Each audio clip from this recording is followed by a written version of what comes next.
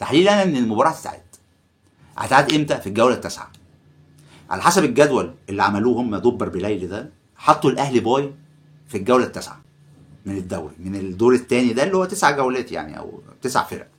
حطونا احنا باي. بدا ايه؟ الفرقه اللي هي كل اسبوع في فرقه